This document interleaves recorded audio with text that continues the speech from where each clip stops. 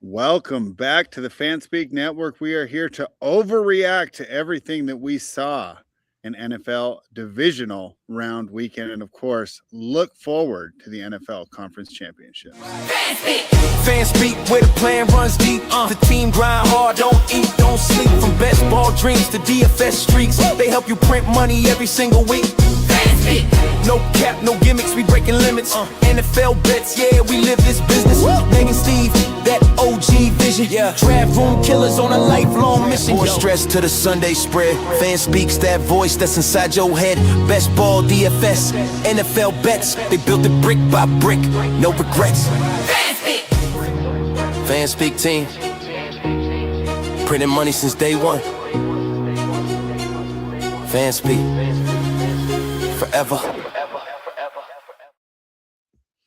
All right, we are live. We are back. Tyler has changed his background. I got to change mine too. Tyler changed mine to Jalen Monroe or Jalen Milroe a while back, and I still never changed it back. So while Mr. Steelers there is rocking the logo, Jayme, pretty fun weekend for you. Of course, you made a really big bet on the Rams money line, and that came through. But what were your overall takeaways from the weekend? Dude, that was a sweaty bet. Glad I stuck with the money line and not the spread, but that was a sweaty one. Honestly, man, it was a little disappointing of a weekend from like a viewer standpoint. Like I said last week, normally the divisional rounds like my favorite weekend of football. Normally get a lot of high level play, but it felt like a disastrous quarterback week, did it not? I mean, it felt like just bad quarterback play all across the board. Even a lot of bad coaching too. Like we'll get into it, but the Sean McVay, I thought has a couple just brain dead type of decisions late in that game. D'Amico Ryans, I mean, the guy punted the ball with like down 2 scores, with 4 or 5 minutes left.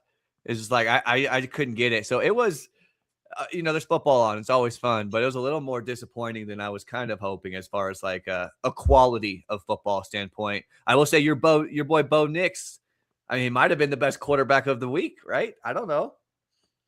Yeah, I mean, and Tyler did start out with a bang. I know Jayme said it was a little disappointing from a fan's perspective, but it felt like we were going to get the same thing all over again after that Saturday evening game for you guys. What were your main takeaways from the weekend? Yeah, I mean, I didn't get to catch much of the first game. I only caught the back end of that one. CJ Stroud's an absolute trash can. I'm interested to see what they do with him in the offseason.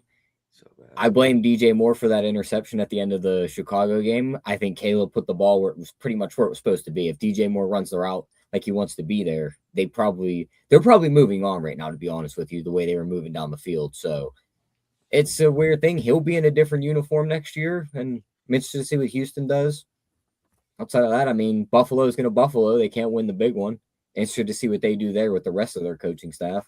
Mm-hmm. And then Denver, they look like they're going to be the team to beat. And then all of a sudden, their quarterback's just out the rest of the year. So New England gets a free path again. Well, I can't wait to talk to you guys about that one because I keep going back and forth about that game. But let's see. So, Jayme, you wanted to react to some of those games. Let's start with the first one, Denver and Buffalo, your main takeaways. And I am listening, but I'll be right back. Yeah. Well, we all kind of talked about throughout the last month about how Josh Allen would probably have a little bit more pressure with no Mahomes, no Burrow, no Lamar. And we all kind of agreed that this Buffalo team was probably like the worst Buffalo team they've had in last 3, 4, maybe 5 years. But I mean, that game's on Josh Allen, is it not? Like, I feel like if Josh Allen just plays better, they win that game. You just can't have 4 turnovers as a quarterback and expect to win these games. And a couple of them like that, the running play right before halftime where he fumbled and then the Broncos got to kick a field goal and then you get the ball to start the half and you fumble. And I think the Broncos scored another field goal, like a game that went to overtime. Like those 6 points there matter. So it was a tough one, man. I got to give Bo Nix credit. The second half, I felt like he was kind of struggling to move the ball for the most part, but late in the game when they needed it, man, he showed up big. That injury was absolutely wild to me because I had no idea. The guy walked off. He was doing an interview afterwards. The adrenaline must have been a full go. I had no idea. So that was shocking to me. I'm interested when we try to break down the New England Denver game later. But as far as just the Buffalo game, I feel bad for Josh too. Like, he showed up to that post conference and he's crying because I think he realized that he lost that game for his team. Like, if Josh Allen just plays better, they win that game. It's pretty simple. And now I'm just wondering, like, is this guy ever even going to make it to a Super Bowl at this point? Oh, stop with that. How old is he? I mean, I don't know. He's upper 20s. Yeah, upper 20s. Yeah, I'll get you the exact one in a second. What's gonna change though in the AFC? Like, you think 29? Yeah, like I don't. Mahomes. You think Mahomes is going away? His contract is increasing. James Cook has to get. I mean, I know he just got paid, but I wouldn't be surprised if he wants more money after the year he had. So you really can't play with money. They're cap hindered. Just like Jayme was about to say, the AFC is going to get better. Teams like the Jags are going to get better. New England's going to be there. Like, this isn't just Buffalo's easy path anymore. Right. I mean, look at even the Broncos and Bo Nix. Like, there's a bunch of young quarterbacks in that division where it's like for the past 4 or 5 years, it's been Mahomes, it's been Burrow, it's been Lamar. Like, those were but now it's like you still have those guys, and now you're going to have these up and coming guys. Like, who's to say that Drake May doesn't end up going to 5 or 6 Super Bowls? Yeah. I mean, that's very possible. Like, I'll say that. I mean, I don't think he's going to 5 or 6 Super Bowls. I mean, I think we're being prisoners of the moment here. We can turn these things around really quickly. We saw this with the Rams. I mean, 2 years ago, their defense was terrible. I mean, it was just terrible, right? I mean, that's why we were targeting them in DFS and best ball, because they were all offense. They turned it around quickly. The only thing that I will concede to you guys, I don't know why that GM is still there. Moving on from McDermott was fine for me at this point. Especially with the situation the way it was, but you got to get the right guy to make those moves the way that the Rams turn things around, and I'll give the Broncos credit too. I mean, they're doing all this with the dead cap from Russ. I remember thinking they were dead when they made that Russell Wilson trade. I remember laughing with my Raiders fan buddy, like, they're never going to be good, right? This Russ's deal is going to kill them, and they can come back from it. So I would say he's still got a shot. Let's move on. So what was the night game on Saturday? Was that the Bears game? No, that was Sunday, wasn't it? Yeah, I'm getting it was 49ers Seahawks. Oh yeah, 49ers Seahawks. That's why I forgot, because I went to bed when the Seahawks had like 35 points, and I got a good night's sleep, which was nice because I had company on Sunday. So I don't have much to say there. It was kind of like we thought. A lot of people said, well, hey, they can't do it again. But when you're just that much more physically talented, I don't think you can outthink them. It's just like, I can work as hard as I want. I'm not going to be able to score a basketball on a guy who's 6'8". It doesn't matter if he stays up all night and I practice all day, and that's what it looked like. I mean, they just physically beat them. Any takeaways from that one, Jayme? I thought that one was pretty cut and dry. No, I mean, no, I got nothing. It sucks that Sharps got hurt. I mean, that's pretty brutal, but, Seahawks look good. Sam Darnold played well. Easier next week though, right? Because kind of missed that one, right? Because I actually leaned towards Charbonnet in most of my lineups I built, and my idea was he's going to get more red zone work, right? And then of course it's the Kenneth Walker game. So I'm a big Kenneth Walker guy. Tyler's got annoyed with me for that. I think I can finally justify playing him. Tyler, any takeaways from that night game? No, I mean, we'll talk about it after this, but this game just means that I'm going to have to keep you from drafting Kenneth Walker all next summer or all this summer, because I mean, we look back at his game logs in the regular season, he did nothing, and now he's just eating in the playoffs. Like we all talked about all regular season. And to be fair, I do think that one thing I didn't anticipate is McDonald's seems to be saving him for right now. And so I'll know that. I think they'll intend to do that next year. Even if Charbonnet's not there, they'll just draft a guy in the 4th or 5th round. And I'll tell you one thing. I think he's going to be a split carry. He's never going to be a bell cow. So I probably will not. He's got to be a bell cow this week. I know we'll break down this game. Yeah. I think the Seahawks defense is elite. They're up there with Houston. But I think we could do the same thing we do with New England's schedule with what you can do with Seattle's kind of. They have 2 impressive wins over the 49ers, but they seem like they know how to exploit their weaknesses and how bad they're injured up at this point, because they were able to do the same exact thing twice. Mm-hmm. They beat Steelers 31-17. They beat the Saints. They beat the Cardinals. They lost to the Buccaneers. They beat the Jags. That's a nice win. They beat the Crowd after what we just seen. They blew out the Commanders, blew out the Cardinals, lost to the Rams, beat up on the Titans, beat up on the Vikings, beat up on the Falcons, beat the Colts by 2, had that 1-point win over the Rams, which is probably their most impressive win all year. But then you beat the Panthers and you beat the Niners again. So, like, it's one of those things where it's like you were able to play a certain brand of football all year. You never really got pushed off of that except for one game, and Darnold played the game of his life. Yep. Now you don't have 2 running backs. If you can't bell cow Kenny Walker and Darnold has to throw a lot with this oblique injury he's dealing with, because I know they won the game and they didn't have to really throw, but his throws didn't look all that good. This could be a completely different Seattle team on Sunday. Yep. Yeah, I'm 100% with you. Obviously, we'll talk about it more when we get to that game, but it's I think also people might be overreacting to what we saw with the Rams in Chicago. I think the reality is, like, I'm not convinced like Matt Stafford and those guys are built to play in that type of cold weather, which I think impacted that game. Like, I would be pretty shocked if we saw another kind of dud from Stafford and even Devontae and all those guys. Like, that's a fun game though. It feels like I don't want to say it's the Super Bowl, but it feels like it's kind of the Super Bowl. I don't know. Like, obviously we'll touch more on that when we get there, but that to me is the most exciting game of the week by far. Oh, for sure. Most exciting. I mean, the other game, I think, unless you think Denver's going to put up a fight, it's going to be pretty much the same thing we just watched, where it's like, Stidham can't move the ball. Denver's defense is out there a lot. New England's finding points eventually, and there goes the game. So that's what I think is going to happen in that game. Seattle Rams is going to be a good one. Oh yeah. Yeah, and obviously as a Seahawks guy, a guy who wears Seahawks slippers around my house, a little worried about that one. Let's talk about we don't have to even talk that long. Boy, I mean, how disappointing was it? And I know Tyler said, I don't know what the Texans are going to do with CJ. I mean, they're going to run it back with them. I don't think you give up on them yet.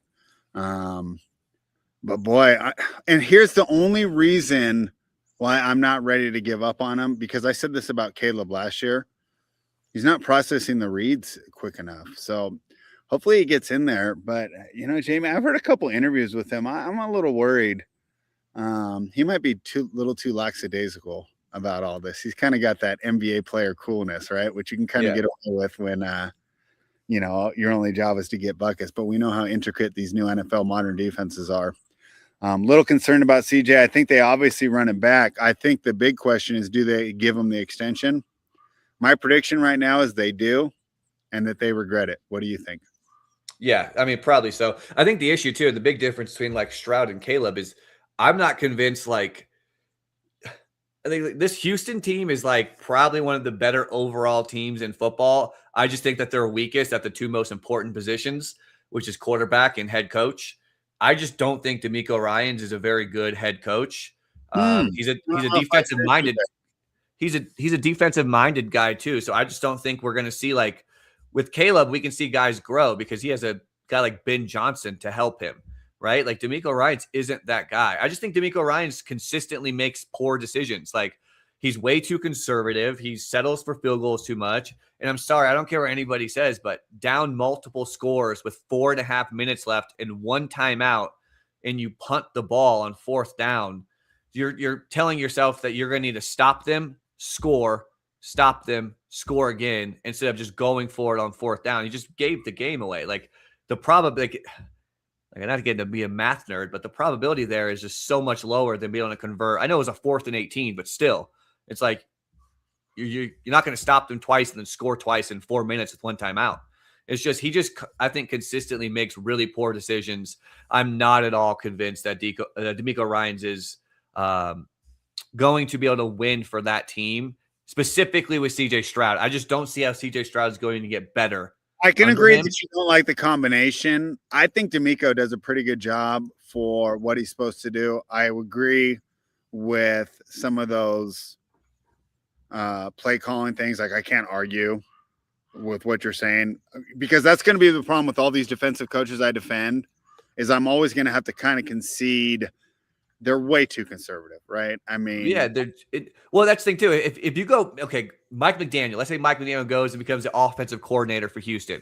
Maybe that changes things, and maybe that's Stroud's what I'm able to saying. develop. That's why I don't think he's dead. You know, I mean, He's no, but I just think it's unless that happens, I just don't see how he's just going to magically start to get better.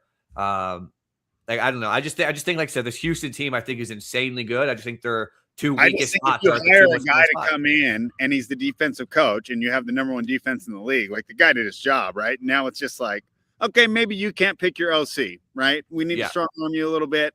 Right. Let's bring someone else in. I also wonder if even, you know, how good CJ would look with Ben Johnson, right? I mean, maybe there's just limitations with CJ, and we've seen this before, right? You know, as good as Kyle Shanahan was, or O'Connell with McCarthy, right? I mean, sometimes the coaching doesn't matter if what you're working with, you know, and your ingredients aren't that good. Tyler, you're Stroud's pretty talented, though. I think Stroud has I think he is too, set. but we saw his rookie year. He's regressed. I think you give him Ben Johnson or a Mike McDaniel. no, I'm not you're saying he'd be the best right. quarterback in the league, but those guys just aren't out there. I mean, no. I mean, maybe McDaniels and those guys know each other, right? Because they worked together in Frisco, didn't they? I'm pretty sure they were on the staff at the same time. I'm not sure. I'm pretty sure when D'Amico was defensive coordinator, McDaniel was the quarterbacks coordinator or the run game coordinator. Anyways, regardless, Tyler, take it away. What did you think of that game? What if I told you the scouts were right in the end all along? They told us this guy was dumb as his box of rocks. Oh, yeah. And he might just be as dumb as a box of rocks. Yeah. Like, he looked really good his rookie year. There is no debating that. They were playing, a last play schedule. There was no film on him, and then he plays his lights out. Then you get a little film on him. He doesn't adjust anything, some OC switch up, and he just hasn't looked good since. The O-line's bad, too. There's no run game. So maybe when you put those two things there for him, he could be all right, but I was never high on him even coming out of college. So I don't think he's all that good. I just don't know what you do from here. Like, do you just give up on him? Do you try and fix the O-line? Because all they're going to think back to is that rookie year. If you put rookie Stroud on this year's team, oh yeah, they're probably playing this week. So it's also against the 4th place schedule, right? We've talked about this before. Tyler, also think that you point out the difference between your generation and mine, right? I'm like trying to be nice. I'm like, oh, he's a little lackadaisical. You're just like, he's dumb as a box of rocks. I mean, you guys definitely tell it like it is. We're a little more and he like just thinking back to like his postseason after that rookie year. Yeah, like all you've seen was him out in the media. He was doing the podcast with Michael Parsons. He was running around with Amber Rose, and then the next year he hit a brick wall. He didn't do anything. Yeah, I don't think the guy's training all that much. I think they're right. I think he's pretty dumb, and this is just what we're gonna get. Yeah, and honestly, he seems like a guy to me. He's terrified to take a hit. Like terrified to take a hit. The dude turns the ball over with the best of them. I mean, he gave us every chance in the world to win that game. We just couldn't score points against that defense. Yeah. And Drake May was able to get those points, even with the fumbles he had. Would he fumble the ball 5 times? Yeah, I think so. So, I mean, there's one glaring reason they lost that game. Oh, it's CJ Stroud easily. 100%. That's the thing is like Drake May, man, I love Drake May, but he has not really played that well this whole entire postseason. He's just happened to play against 2 quarterbacks that played objectively worse, right? And Justin Herbert. Sometimes when you say they don't play that well, it's because you're comparing them to regular season where they're playing regular season. And now when you go to the playoffs, you know, I mean, Chicago Bears notwithstanding, now you're playing against the very best defenses in the league, right? We don't get those easy bye weeks against. I don't think the Chargers are like I don't think the Chargers are like the best defense. I mean, they were top 15, right? I mean, I think they were okay. I mean, either way, like Drake May fumbled the ball 5 times. You can't turn the ball over. I mean, I know he didn't always turn the ball over because sometimes the Patriots fell on him, but you cannot put the ball on the ground. You can't throw interceptions. I don't think Drake May's played like the worst. He wasn't CJ Stroud or Brock Purdy last week, right? But like, I just don't think he was like as good as he has been. And the same thing with Matt Stafford, to be honest, which I know we'll probably transition to that next, but he played against the Bears. Like the Bears defense sucks. We've said it all year. He did not look good at all. Was it the cold weather? Very possible. I would think so. And I think it's a combination of Dennis Allen just being extra prepared for that game and maybe saving some things that he didn't, you know. Yeah. I actually think Dennis Allen's a really good defensive coordinator, and I think that Yeah, sometimes these defensive coordinators that have failed as head coaches or coordinators in general, we think, oh, they're not that good. But then let's take him back to where he got hired from. Yeah. And his time as a DC through multiple franchises has been excellent. So Yeah, definitely. sometimes I think you're a little hard on these guys for their playoff performances, Jayme. But let's move to the night game. And I'm sure you had to be happy, man. I thought the Bears were going to move on, and I think that would have been a fun story for the NFL. But the Rams How many other quarterbacks can make that fourth down throw at the end of the game? Like Run back 30 yards with 4 guys in your face off back foot, throw it on a laser 40 yards into the back of the end zone. Lamar. Here's the difference. Josh Allen's selling that ball into the 5th row, or he's getting sacked. Same thing with Lamar. I'm not even sure Mahomes can throw that ball because someone threw some highlights up of Mahomes over the years, you know, like in case y'all forgot. The Mahomes we watched this year and the Mahomes we watched last year, I'm not sure he could put that ball in that spot Caleb did with that force that Caleb threw it on. I have probably a hot take, and it's look at the stuff behind me. You won't be too surprised. I think that throw is pretty overrated. To me, it wasn't even on the same level as his 4th and 8th throw that I did against Green Bay. That wasn't. Throw was, but this was like he avoided the sack, which was good, but it was a Hail Mary. You know what I mean? He just floated the ball in the air, and the guy happened to be wide open. I couldn't really see it. I don't know if Kmet pushed him off or the DB just misread it, but it wasn't It's Hail Mary. It's hard to hold coverage for that long. It's 4th and whatever. Yeah, I also think that defensive back pretty much thought that ball is not going to go farther than I think and then it's coming in.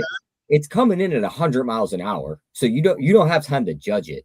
I think that's the difference between his Hail Marys and some of these other guys. Like even Love, for instance. I think if Love throws that ball, he could get it there. But Love's ball is going to float for an extra second and a half, letting guys get to it. No, you're right, and there is a skill set I think to Hail Marys, right? Because like we've seen Aaron Rodgers. I don't know. I feel like I've watched Aaron Rodgers hit like 4 of those, right? Like he is very he's very the good other at that. active player that if he was 29 years old, I can go, that guy can make that throw. Yes, and I do agree. I just think that specific throw with Caleb was slightly overrated because it was kind of a Hail Mary. Whereas like I do think that 4th and 8 versus Green Bay, like that to me was insanely impressive. That was on a line and tough coverage. This was just kind of 4th down. Let me chuck it up and happened to land him. If there was 3 DBs there, it probably doesn't catch it. We're not talking about it. But even on that game, like Sean McVay, man, I love Sean McVay, but I don't know what he is doing. You're up 17-10. You get the ball with 3 minutes left. You run 5 straight run plays to then punt the ball back with 2 minutes left when we have seen the Chicago Bears team all season long. What's the MO for the Chicago Bears team?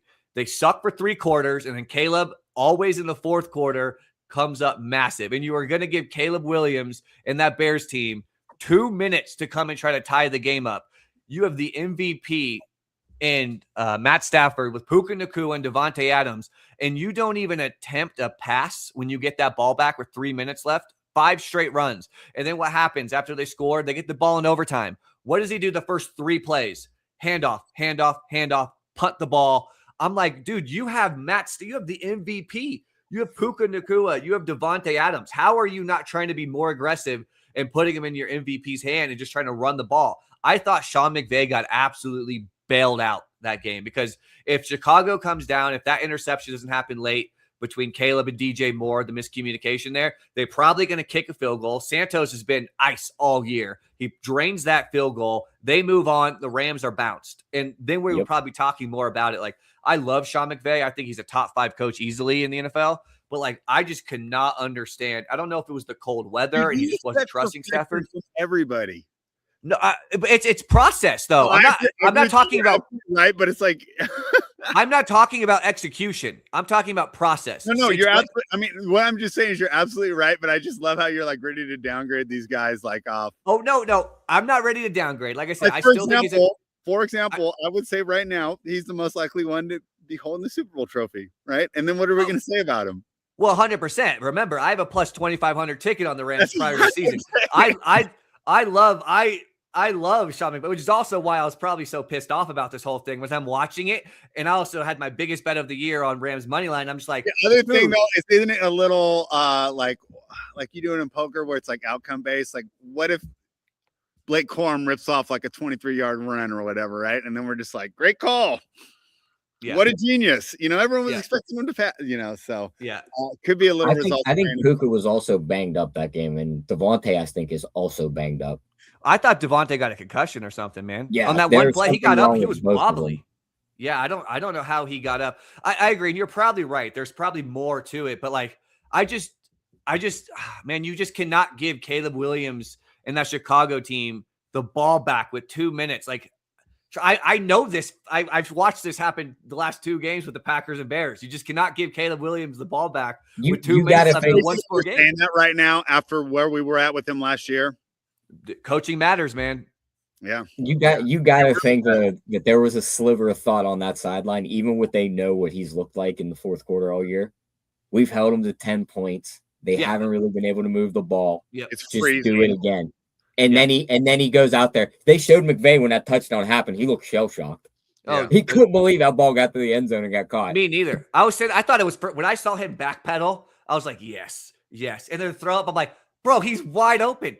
Like he's wide open. Like I could not believe it. The only reaction you're gonna have is just, oh my god. Yes, and I will say, removing myself as like someone that had money on the game and obviously money on the Rams. Like if you were just a fan watching that game, awesome, right? Like an awesome end to that game.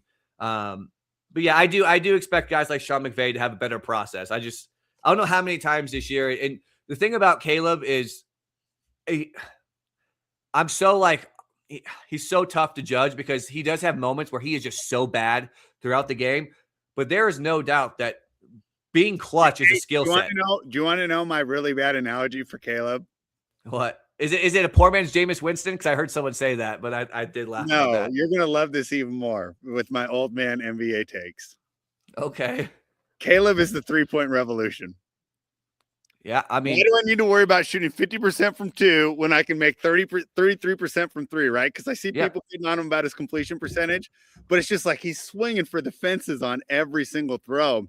Maybe, changing the way things are approached in the NFL with the idea that like, hey, ball control was great, but Bill Walsh came up with this in like 1981. Like maybe we should be a little more aggressive, just like these NBA players were, I remember Rick Barry in the 90s saying, why are they throwing it down in the post? You should be of course, he was a 3-point shooter.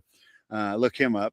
But, he's saying, why are we not shooting threes, right? And it took another 30 years or 20 years before it actually happened.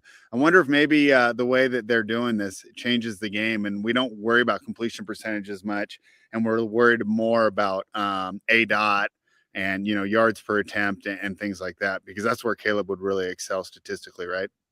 Yeah. And I think the better metric than completion percentage would be completion percentage over expectation, because it's taking in like your average depth of target and things like that. Yeah. But agree. I mean, as a Brett Favre guy, like I used to say that all the time, it's like he might get you 3 interceptions, but sometimes those interceptions might turn into 55-yard touchdown passes, like against your Raiders after his thing is, and I know you guys go it too, and it's like the same way. And I hate using these basketball analogies. Sorry, I'm wearing an NBA shirt.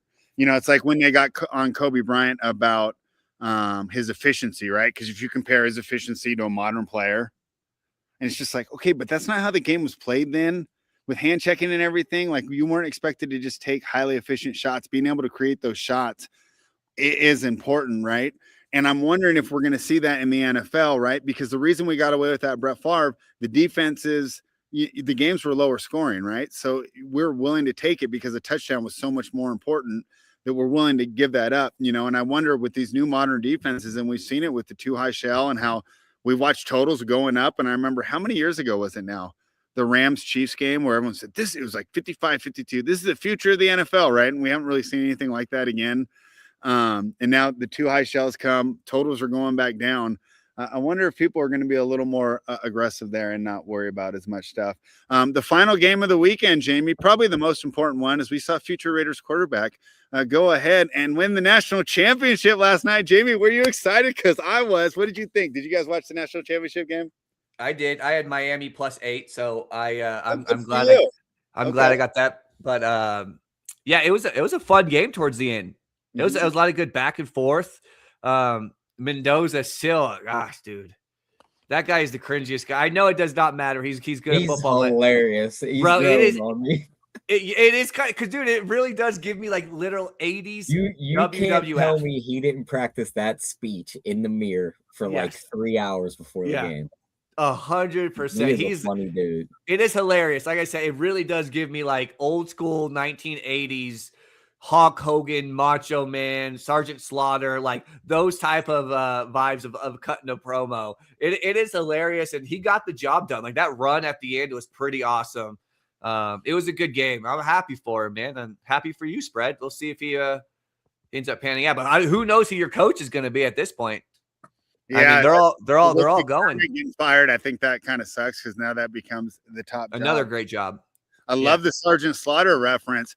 That's right, Mean Gene. Did you watch the game last night, Tyler? Yeah. And did you want to heap some praise on my guy Mendoza and Signetti getting the win? I mean, the idea of Indiana winning a national championship, especially in this new NIL era, is crazy. So I thought that was a fun game. No, it was a really fun game to watch. I mean, good for Signetti. He's a Pittsburgh guy. He actually started coaching at a school that's like an hour or so away from me, a D3 school. So good for him. Mendoza is going to get himself absolutely left stiff on the NFL field if he runs the ball like that in the NFL. Yeah. Someone's going to kill him, Spread. You cannot have him running the ball like that all the time. So he looks good, though. I mean, it's a good thing. It's a good thing you guys have the first pick in a draft where there is no other quarterback that really should be there at 1. So you guys, if he's bad, then whoever was going to be at the top of the draft was going to mess us up regardless. Without Dante Moore in there, we are pretty lucky to get. That's what I mean. So if he does busts, there's 31 other teams that if they were in this spot would have did the same exact things you guys would have did. Yeah. So yeah, I think you're right, and I'm so hoping we just get an offensive head coach, Jayme. You've turned me around. Remember last year I was kind of poo-pooing Ben Johnson and Liam Cohen.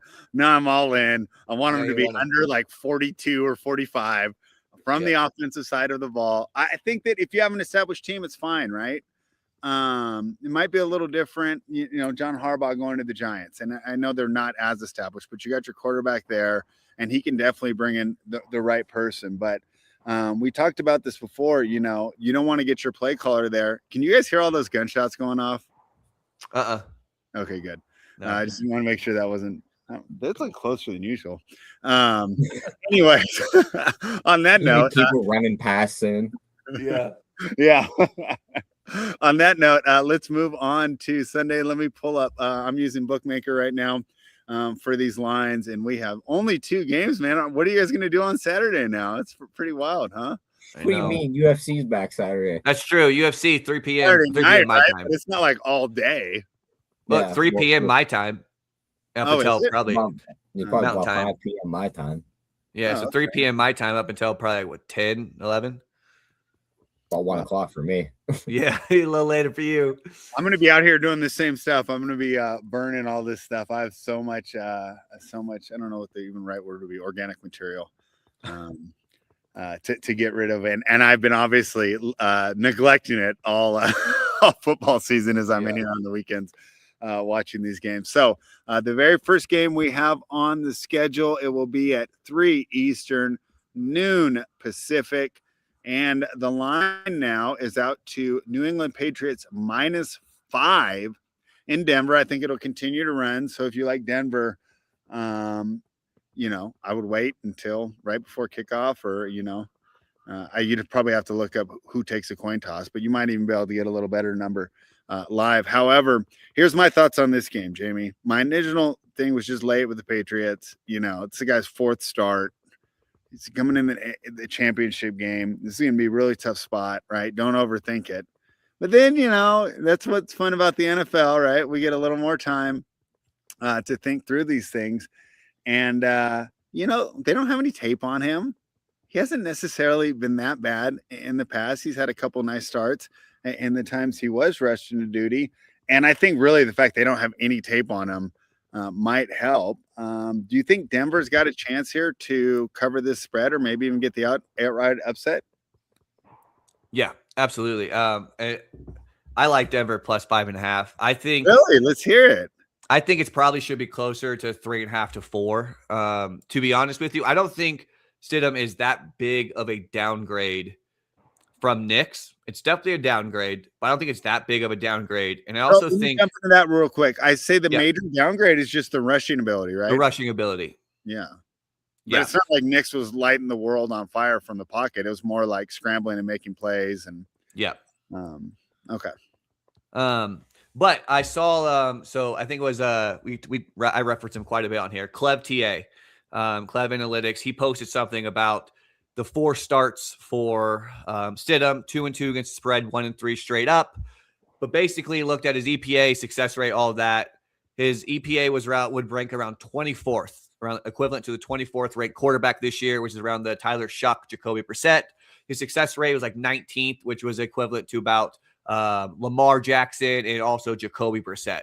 So just kind of utilizing that from his historical data of his 4 games start, obviously an incredibly small sample size. I just think you could do much worse as a backup, but I also think none of that stuff is obviously quantifying the Sean Payton impact. And I think Sean Payton is a good coach. I think a lot of Bo Nix's success is because of Sean Payton.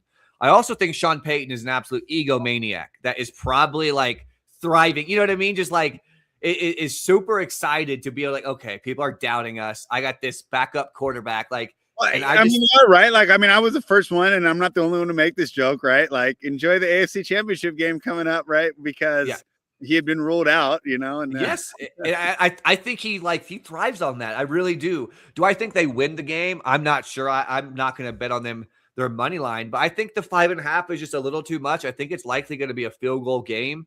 Like I said, I just don't think Stidham is that big of a downgrade to Knicks. I think the rushing ability is, but I think that this game could just stay close. I think the best unit on both sides is Denver's defense. And again, I don't think Drake May has played that great in this postseason. And I've also just kind of said about this Patriots team all year is that they've been very lucky on the opponents they faced throughout the regular season, even pretty fortunate in the playoffs so far, going up against the Chargers and then going up against CJ Stroud and the Texans. And now, of course, he gets a Bo Nix list team to go to the Super Bowl. So, like, why not? But I do like Denver plus 5.5. If I'm just talking about like a pure fan here, I think I would much rather see the Rams versus the Patriots in the Super Bowl. So, like, I don't really want Denver to win. I want them to cover and, you know, New England win by 3, because I do think it would be cool to see Drake May and Matt Stafford in the Super Bowl, the 2 MVP candidates there battling it out. But I do think that this line is just, I think it's a little bit off. I think that it should be closer to 3.5 or 4. So you can get like 5.5, I think, on like DraftKings and FanDuel. And like you said, like I said, it's gonna keep running. Yeah, and if it does, I'll bite more on that. Yeah, that's why I'm waiting, and just trying to decide, just because, right now it feels like Denver pass, so I might as well get better money. Tyler, what do you think? And I'm sure you're going to go the other way. I can't see you being a Stidham backer. Talk to me about this game. We just watched this game play out this past like couple days ago. Like, Houston's basically just going to put on Denver uniforms for us. Stidham, he's not the worst, but here's something I don't think a lot of people are realizing. His time in New England, Josh McDaniels was there with him. You're telling me he don't know him inside and out?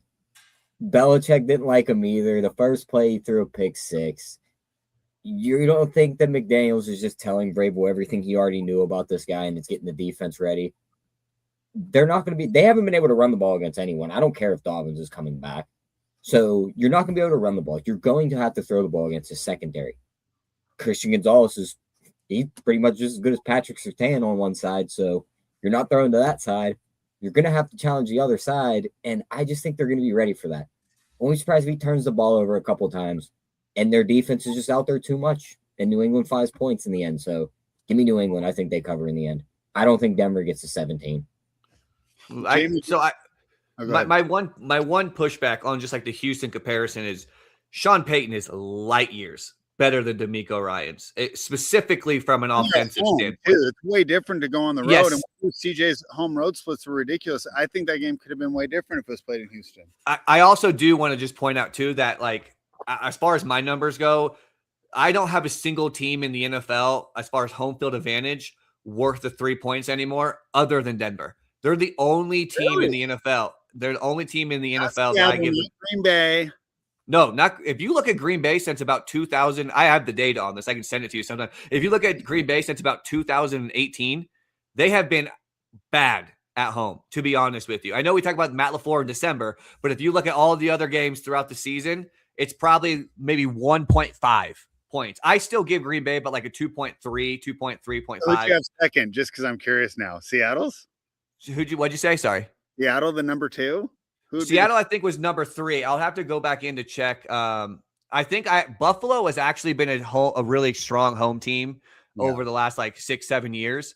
But even they're like up when Miami visits and they get an extra 42 points on their net rating every time. Yeah, right. But I think that the average is honestly for me around like 2.5. I have some around like to 2. I don't have anything less than 2, but I do give the full 3 points for Denver.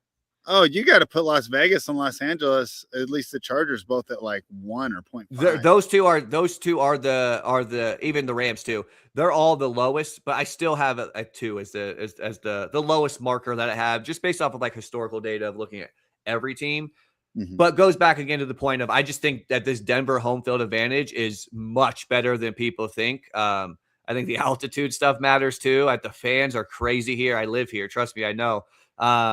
And again, I just think Sean Payton, I just have a lot of respect for Sean Payton and his ability to coach and scheme up the offense. And I just think like how many times do we see him use these gadget guys like Nate Adkins or like all these random guys? He's just going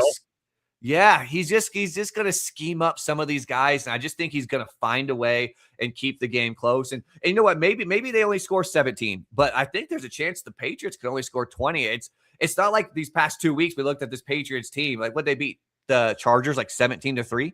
Like, this Patriots offense has not been like some juggernaut here over the last few weeks. So I just think it's a closer game than maybe most people think. I will still be rooting for the Patriots to win outright because as much as I'm talking about Sean Payton, I don't want to see Jarrett Stidham in the Super Bowl. I would much rather see Drake May and the Patriots in the Super Bowl versus the Rams. So this is one of those scenarios I hope, Patriots just win by 3. All right. Anything more on that game, Tyler? Any props, or are you saving that for the prop party this weekend? We'll save that for the prop party. All right. Let's move on to what we've decided is the more exciting game. And the Seattle Seahawks are now minus 2.5. I think this opened at 1. I'm surprised Seattle's taking money. I thought the Rams would be more popular with the public, and maybe they will be, right? Because I guess the average guy that I was thinking would like the Rams isn't betting till Saturday night or Sunday morning.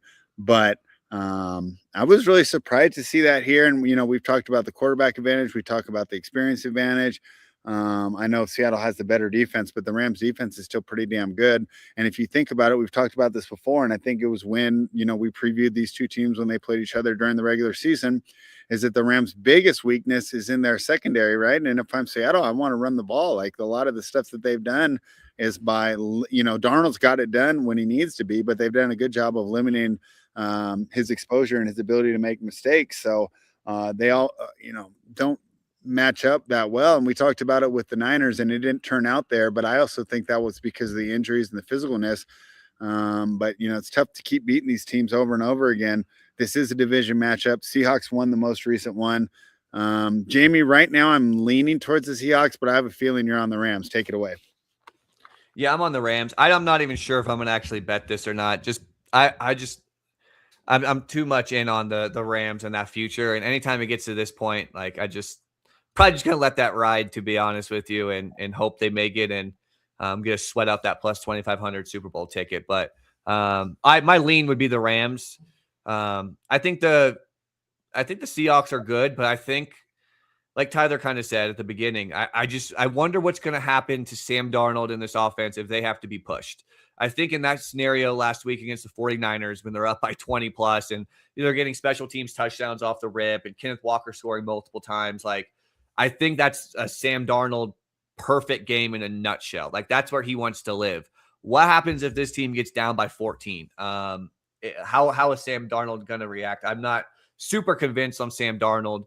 I also think that, like I said, a part of last week, the Rams' kind of poor performance on offense and Stafford and guys lot to do with it was probably the cold, to be honest with you. I know that sounds pretty stupid, but I don't think they're a good cold weather team. I mean, we have data on that last year too when they played the Eagles, I think it was, in the divisional round, and they seemed to struggle to move the ball then too. I think it's just a much better spot for them. The environment, I think, is better. Obviously, I think that the Seahawks defense is very good. I think the Seahawks as a team is very good. No Sharps, going to be a lot of Kenneth Walker. But I would lean with the Rams here. Not sure if I'm going to play it yet. One prop I do have, though, I do like Kenneth Walker under 21.5 rush attempts. That is on BetMGM. That just feels a little too high. It's just a numbers play. I have his median at 19.5 with like a 62% chance of staying under 21.5. So that's just where I think. And again, a lot of that is me basing off of I just think that this Rams team better chance of getting out to a lead. And I can't remember the guy who came in behind him, right? But they might just do a similar 60-40 deal. And I'm sure you guys will know his name by the prop party on Friday, right? I almost want to say Jones Jr. or something. George Halani, you're talking about the backup? Yeah. Velas Jones Jr., the guy that came in. Yeah. There's a few guys. I know they had George Halani because I remember a few times I bet on his like plus like 1,000 like anytime touchdown when they got like a 40-0 lead. I remember who they played, but no, it's definitely possible for that. But I also think another scenario is just if Rams get out to a lead, I just don't think they're going to be able to lean completely on Kenneth Walker. Of course, if they get out to a 14-0 lead, then yeah, it's probably over. Then they're going to pound Kenneth Walker. They want the ball out of Sam Darnold's hands, but that's kind of just correlated to my belief in the Rams. I mean, we talked about it before when we were talking about the Rams first half last week, and actually first quarter hit, first half didn't. But those first scripted drives by McVay, right? Those are usually pretty good. I mean, at what point did Charbonnet go out of that game? He went out pretty early, didn't he? The second quarter, I believe. Yeah, he only got to 19 carries, and they were up a lot. And they were up a lot. They didn't pull the starters off the field until the very, very end of that fourth quarter. Yeah. Yep. And looking back at his game logs in the regular season, the last time this dude got up over 21, he had 25 carries against the Rams in week 6 of last year. So yeah, exactly. I don't think again, I'm not expecting him to get 10 or 11 carries. I have his median at 19.5. So it is close, but 21.5 is just a lot, man. Like you just got to really pound the ball. And this is a guy too that has dealt with a lot of injuries. And now all of a sudden, a guy that hasn't been able to be ramped up outside of that one game. And now you're just going to bell cow him out there. Like the Jones guy isn't going to be anything but a Gatorade break in this game if it's close. So I think there's a real chance that the run game is it's got to be thrown to the side in this game. And you're really going to have to rely on Darnold. Yep. You're going to need that guy that showed up on Thursday night and beat this team by 1. Yep. All right. Well, we'll see if that one happens. I'm going to bet my money that he isn't showing up. I mean, Tyler, there's no way you're betting Sam Darnold, right? No, I'm on the Rams. I just think we talked about their schedule earlier. I think that they exploited the 49ers injuries and their weaknesses. They know how to beat them. Their only really impressive win was that 1-point win over the Rams. Yeah, you guys talk about every team though. There's what is an impressive win? No, I'm saying every team's a fraud. Every team sucks. I'm not saying they're a fraud. I'm just saying we haven't seen them pushed outside of their element very much. And the one time they were, Sam Darnold put together the best game of his career, and they won by 1. We think he's going to show up and they're going to win by 1 again that same way. Like, I'm not going to bet on that. I'm going to take the Rams to win that game. The Rams were in full control of that Thursday night game before Sam Darnold aren't playing as well right now as they were going into that game. They've definitely regressed a little bit. I feel like they peaked around week 13 or week 14. I could agree there, but we have no idea what Darnold looks like with this injury throwing the ball because he didn't have to throw the ball last week. He might not be able to move the ball through the air. I mean, and to be honest, like even without the injury, he might not be able to move the ball through the air. He's thrown multiple. No, I'm really rooting for the Seahawks. We're trashing my guy again. I mean, I'm sorry, but what would be more miserable here? Like a Jarrett Stidham versus Sam Darnold Super Bowl, man? Like, come on. We've already talked about this before in the chat. It's a team game, guys. And come on, bro. We're gonna spread. This dude's thrown 6 interceptions against the Rams this year.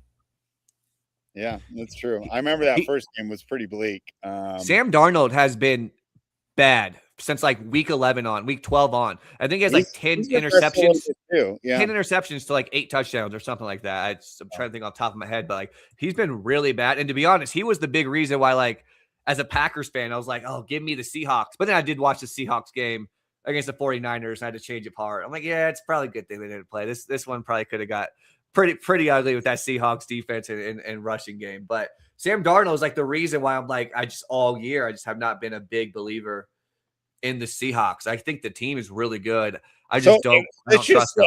Let's just say they rip off 2 games in a row. I'm the Super Bowl champion. Are we going to be saying the same thing when we come on next year for week 1? Like, no, what does he have to do for you to believe? Well, he has to play well.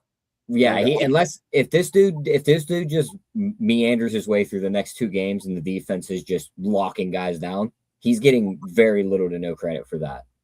Yeah. If he throws for 400 multiple touchdowns the next 2 weeks, hey, so be it. I'll eat all my words. Yeah, 100%. 100%. But I'm also just 400 yards before you give him credit. I think he meant combined. He's got to be the deciding factor in the game. I'm not going to sit here and watch Stafford throw 4 picks, Darnold throw 3, Walker run in the 1 touchdown they score in the game. Then they go play the Super Bowl. They turn over Drake May 3 times. The defense punches 1 in. Darnold throws 1 passing touchdown. Or he beats him. I guarantee you guys won't give him credit for that. Probably not. No, honestly, probably not. If it's Seattle, Denver, just count me out. I'm not watching. Yeah, just stop saying that. That would be the worst Super Bowl. I think that, like, we talk about games being fixed. I don't think there's a chance in hell we're getting Seattle, Denver. There ain't no way they're letting that happen. That would be. I don't think they care. I don't think that you guys realize with DFS betting and in the Super Bowl with all the people who will watch. Who'd you guys? Yeah, go play your double defense, double kicker lineup in Super Bowl weekend. It doesn't matter. People still play it. That's why the NFL, these games get ratings. People are still watching till the bitter end. Well, the Super Bowl is an event. What is that total set at? What is that total set at if it's Seattle, Denver? 39.5? 38.5? Yeah, like that is the lowest Super Bowl total in the modern era by a mile. And then we keep talking about offense wanting to improve and take over the league. You can't tell me there can be meetings behind doors trying to get this stuff changed. Getting people to the ground, Tyler. Yeah, that's I mean, I will watch, but I'm gonna be tuned in to watch some Bad Bunny halftime show or something. I won't be super stoked on. I don't know any of his songs. I just see that he showed up at WrestleMania one year and he like kicked ass, and everyone was like, "Yeah." We want to see Stafford versus May. We want the old versus 100%. Stafford versus May is just that's want awesome, McVay right? trying to avenge his other Super Bowl loss. Like that. Yeah. That's what we want. Also, wouldn't this be like the 3rd time we've seen like Rams versus Patriots since like early 2000s? Yeah, because that's the first one where Brady won, right? And I remember, and here I'll help you guys out because you guys were probably 5 years old, but it was a big deal that the Patriots didn't get announced individually. And they just ran out as a team. I remember that being a big deal. I remember watching like, you loved it. Patriots, right? And the Rams might have been 14 points favorites in that one, if I remember right. And then the second one would have been what? When versus lost, right? And Belichick, that ugly game. He was the first one to set the thing where he ran a defense, and then when 15 seconds hit, he switched his defense because then McVay couldn't talk to Goff anymore, and McVay was calling all his audibles for him, and then Belichick, and then of course Goff had to learn how to do that on his own. But I remember everyone was copying that for a while. So you sure he was ever learned how to do it on his own? I mean, yeah, I don't know. You'd have to ask Ben Johnson to baby him the last couple of years he leaves. Now he has a little bit of a down year. Yeah. Oh, and they had a terrible hiring too. Yeah. The Arizona guy. I can't even tell you as a Packer fan just how thankful I am. You guys got rid of what's his name? Oh, I forgot. I owe you an apology, Jayme. Do you remember when you brought that up 3 weeks ago? And you're like, RDC's going to get hired, and I'm like, who's going to hire that guy? Miami. He has the best roster, right? I mean, like he has all these awesome tools. I mean, he might be a great coach, but I mean, he didn't even have a winning record in Boston College. No. I called last week. I totally thought, or whenever you did, I'm like, this guy needs to stop talking about the Packers. Like nobody's going to hire this guy. And I now told you. he's the head coach of the Miami Dolphins. And now me, because I have learned from you guys, I learned from younger people. I'm trying to stay young. I'm all in on offensive coaches. I think it's a downgrade. Oh, it is definitely a downgrade. And yeah, I told you. I'm gonna tell you again. I'm gonna spoil something else for you. You know who their quarterback is going to be this year. It's going to be Malik Willis. It's going to be the Miami Packers. They took the VP of player personnel, John Eric Sullivan, I think his name is, to be the GM for Miami. They go and they get Jeff Hafley as their head coach. They're going to go get Malik Willis to be the quarterback. And I don't know who the OC did this with the Raiders and got McDaniels and their little I can't remember the GM's name right now, but it was the little GM there, and we tried to make Patriots. I'm telling you that this is going to happen. I think this never worked out well. No, I think he's going to try and get someone from the Shanahan, LaFleur, McVay coaching tree somewhere as the offensive coordinator. And I like Jeff Hafley. I thought he brought a lot to the defense, especially like having years of Joe Barry. And I'm just like, dude, get this guy off my defense. Like he did do a lot of things well. I will say that the Packers, I don't want to say they underperformed, but the defense did regress after the first few weeks, even with Micah there. Like at the beginning of the year, I thought this Packers team was like top 5. And even with Micah by like week 7, 8, 9, like they regressed a little bit. Rashawn Gary was non-existent, but I do think Hafley is like. Is that Hafley's fault, or did Rashawn Gary just get like old? Well, Rashawn Gary sucks. Yeah, get that guy. He's going to be cut. Get that guy off my team. I don't care if you're like Bill Belichick, in his prime. Like if I'm your middle linebacker, like your defense is going to suck, right? I mean, to a certain extent, right? There's a little bit of give and take here. And I don't know if, like I said, Vince Lombardi and his Browns going to make Rashawn Gary worth anything anymore. I think that, we talked about CJ feeling himself. I think that maybe Gary did that a little bit too, or maybe just injuries that, he was carrying, and then just all of a sudden, just your body gives out. He's taking a Buffalo job. Some guys it's at 34. You never know. Like I never thought Phil Mack would be this effective for this long. Yeah. With all how beat up he is, and he just continues to be effective. And then there's other guys that just flame out. So. Yep. Who's your recommendation for Buffalo? The Buffalo job, that's a tough one. It's a name we've talked about all year, to be honest. He was there before. Brian Daboll? Ding, ding, ding. I would love that. Makes sense to me. Yeah. I would absolutely love that, man. I think that would be good. I said at the time, I know they can't do it. That's not how the thing works, but I've said this for like Sirianni too. It's like, I think if you get rid of the wrong guy, you know what I mean? Like I think Daboll is just better than McDermott. Daboll hasn't taken any interviews anywhere. It almost seems like somebody had insider knowledge that if they lost, McDermott was getting canned. So you sit out, you wait, you watch them lose, and you rub your hands on the couch and go, "My phone call will be coming shortly." Yeah, I think that's true. I think the other one is. I mean, would you be shocked if like Joe Brady just gets? No, I wouldn't be surprised if they promote Joe Brady. Yeah, I think those two are probably the most likely. I wonder how Harbaugh's feeling. He probably loves New York anyway, but he's probably like, damn, you know what I mean? Like, could have got Buffalo with Josh Allen, and then been right there for Baltimore. Yes, that would have been the thing. Yeah, 100%. So it's wild, man. I feel like this has got to be the most coach openings in like a decade. It kind of sucks for my team because for as old as our roster is and having no quarterback, the job security was the big thing on the market. We were probably the best job, and then Buffalo opened up, and that definitely jumped up. It's definitely. Let me guess the Raiders because they have the first pick. Raiders wouldn't even mind. Like you have a quarterback to build around. You have a quarterback. You have a running back. Go coach for that bowl cut dude that's gonna fire you after 1 year. I mean, I'd rather have a quarterback than just be sitting there with like 38-year-old TJ Watt, 46-year-old Cam Hayward. You're telling me they're not coming in and trading half of them guys for draft capital spread? Yeah, I guess. You know what's going to happen, and I know Tyler don't want to hear it because I said it right when it happened. I feel like this is. I was talking in our Discord. My buddy was texting me. He wants it to be McCarthy so bad, so you can melt down on the show. I really do, man. I said it from the rip, and I was mostly just kind of joking to get you so hard, Tyler. Yeah, I was just trying to get your mouth out. The two reasons why I think that it won't happen. One, they've never hired older coaches. When they hired Tomlin, he was the young guy. That's why I think they'll go Shula's route. Shula's the name. It's the legendary guy. The name that has the football backing, coming from the good tree. That makes more sense. Also, the big reason why this is getting pushed today is because he canceled his Tennessee interview. Well, they hired Saleh 5 minutes later. It's almost like they told him, don't come.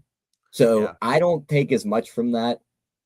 Is Saleh just doing the same thing over again, too? Did he not learn from his mistake? Oh, let's go to a terrible organization with the terrible ownership. I guess he has the quarterback in place here.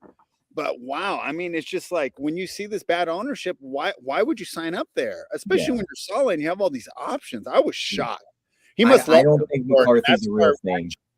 Watching tape, understanding football better than I do. Maybe he sees something that I don't. He's just, boy, when if McCarthy does get hired, and then that proves to me that Art Rooney is just Bob Nutting in a different skin, and we're stuck in Pirates purgatory forever. All I'm saying is I don't care what you're talking about. The Pirates owner who won't spend any money.